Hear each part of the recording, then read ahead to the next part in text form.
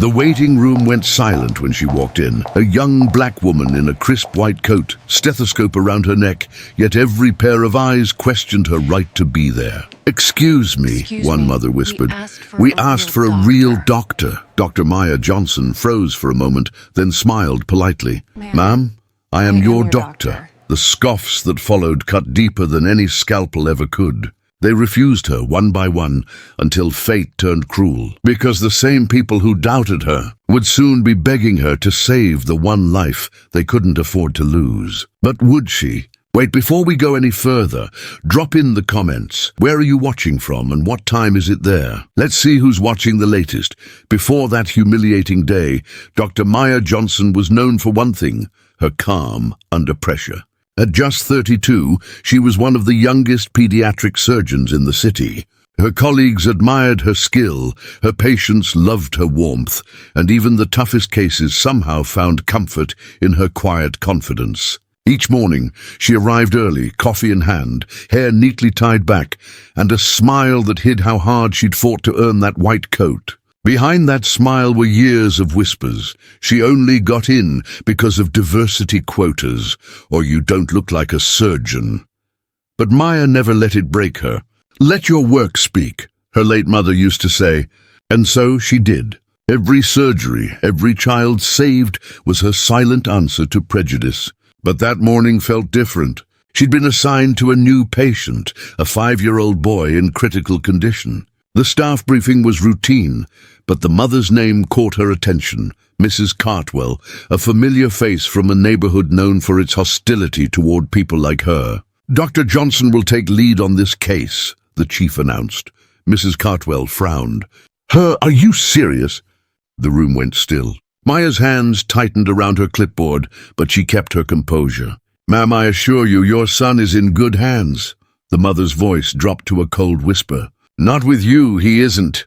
It wasn't the first time Maya faced this kind of rejection, but something about that child's fragile life and the fear in the mother's eyes told her this case would test more than just her skills as a doctor, because soon the line between professionalism and humanity was about to blur. Hours after Mrs. Cartwell stormed out of that consultation room, Dr. Maya Johnson found herself staring at the clock in the on-call lounge. Every second ticked louder than the last. She told herself to shake it off. "Focus on your patients, Maya, not the hate." But the whispers didn't stop.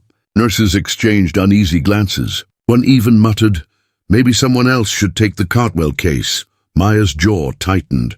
"A child's dying, and we're talking about who's comfortable? That's not medicine. That's fear." She didn't wait for an answer. She went back to her rounds, her sneakers squeaking against the sterile floor, each step echoing her resolve. Later that evening, chaos erupted in the ER. A small boy, barely breathing, was rushed in. His skin pale, his tiny body limp. Maya's heart dropped. The name on the wristband read Ethan Cartwell. "Page the surgical team now," she ordered. But Mrs. Cartwell was right behind the gurney, her face streaked with tears. The moment her eyes met Maya's, panic flared. "No, not her. Don't let her near my son." Maya froze. The room stilled. Even the beeping monitors seemed to pause. "Ma'am," she said softly, "your son's oxygen levels are crashing. We need to operate immediately." "I said no!" Mrs. Cartwell screamed, gripping her boy's hand. "Get me another doctor, anyone else!" The chief resident stepped in, trying to calm the situation. "Mrs. Cartwell, Dr. Johnson is the only pediatric surgeon on call tonight. Without her, your son—" But the mother cut him off, shaking her head in disbelief. "I'm not trusting her kind with my child's life." The words stung like a blade. Around her, the staff froze, torn between duty and discomfort. Maya looked at the dying boy, gasping for breath, his chest rising and falling weakly. Time was running out. She took a slow breath. "Ma'am," she said, voice trembling but steady, "I took an oath to save lives, even when I'm not wanted. Please, don't let your fear cost your child his future." Mrs. Cartwell's lip quivered, torn between pride and desperation. Then Ethan's monitor shrieked, a long, piercing flatline. "Code blue!" Maya shouted. Instinct took over. She grabbed the crash cart, starting compressions. "Push one of Epi now!" Another doctor hesitated. She said she doesn't want you, then watch me save him anyway. Maya barked, sweat rolling down her forehead. The room came alive, adrenaline, panic, urgency. Maya's hands worked with precision and fire, refusing to let go. Come on, Ethan, stay with me, baby boy. Stay with me. Seconds turned into minutes, and then a faint beep. Then another. The heart monitor fluttered back to life. Maya exhaled shakily. Ethan was breathing again. The room was silent, all eyes on her. Even Mrs. Cartwell stood frozen, her mascara-streaked face trembling as tears fell. But before Maya could speak, the mother whispered almost to herself, You saved him." Maya looked up, exhausted. "No, ma'am. Medicine saved him. I just didn't let your hate get in the way." As nurses rushed to stabilize the boy, Maya stepped out of the room, her hands shaking, her heart heavy. She'd just saved a life. Yet the weight of being doubted, disrespected, and devalued lingered like a shadow. But what Maya didn't know was that this moment, caught on a nurse's phone and shared online, would soon explode across the country and force an entire town to confront the prejudice they'd tried to hide. For a moment, the hospital felt like a war zone. News had spread. The black doctor who saved the boy her mother didn't trust. Cameras crowded the entrance, reporters demanding answers. But inside those walls, Maya stood quietly, staring through the glass at little Ethan Cartwell, breathing steadily now, surrounded by machines that hummed like fragile promises. She hadn't slept in 30 hours. Her scrubs were stained, her eyes swollen, but her spirit unbroken. Still, whispers followed her like shadows. Publicity stunt. She probably just got lucky. She should thank the mother for the exposure. Each word hit harder than the last. Even saving a life couldn't erase the color of her skin.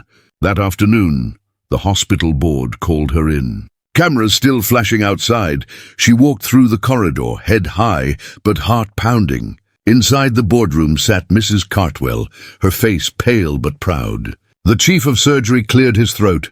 "Dr. Johnson, the family has filed a formal complaint. They claim you performed a procedure without consent." Maya blinked. "Without consent?" She looked at Mrs. Cartwell, disbelief in her voice. "Your son was dying. There was no time to wait." Mrs. Cartwell couldn't meet her eyes. "You shouldn't have touched him," she muttered. The room fell silent. Maya felt her chest tighten, not from anger but heartbreak. After everything, even after saving a child's life, she was still seen as the problem. "You'd rather lose your son," Maya whispered, "than admit a black doctor saved him." No one spoke. The weight of truth hung heavy. Then as she turned to leave, a small, trembling voice called from the doorway, "Ethan," tiny hospital gown, IV still taped to his arm. "Mommy," he said softly, "that's the lady who helped me breathe again." The room froze. Mrs. Cartwell's lip trembled as she looked at her son, and then at Maya. For the first time, she had no words. Maya knelt, smiled faintly at Ethan, and whispered, "You're going to be just fine, goody." And as she walked out, calm, steady, unbroken, the truth lingered louder than any headline. Sometimes, saving a life means exposing the sickness no medicine can cure. Weeks passed. Ethan recovered fully, running through hospital halls, his laughter echoing through the same place where hate had once filled the air. Dr. Maya Johnson kept her distance, quietly signing his discharge papers. But one afternoon, as she packed her things, there was a soft knock on her office door. Mrs. Cartwell stood there, eyes red, voice trembling. She held out a small card. "I don't expect forgiveness," she whispered, "but I wanted to say, thank you. You didn't just save my son. You saved me from myself." Maya looked at her. No anger, no pride, just quiet exhaustion. "Ma'am," she said gently, "you don't owe me thanks. You owe your son a better world than this." There was no dramatic embrace, no grand apology, just two women standing in the aftermath of something much larger than either of them. A few days later, the nurse's video went viral. Millions watched the moment a black doctor refused to let racism dictate who deserved to live. It sparked protests, interviews, and hard conversations across the country. But for Maya, it wasn't about fame. It was about truth. In an interview she rarely gave, she said softly, "People think racism is hate. But sometimes it's fear taught so deep it feels normal. The only cure for that is to face it." She went back to work the next day, same coat, same smile, but this time, when she walked into a room, people stood a little taller, some out of respect, some out of shame, but they all remembered her name. And maybe that's how change begins. Not with anger, but with courage that refuses to stop showing up, even when it's not wanted. Because racism doesn't end with a single story. It ends when people stop looking away. So tell me, if someone like Dr. Maya Johnson can keep fighting with grace, even when the world turns its back, what's stopping us from doing the same?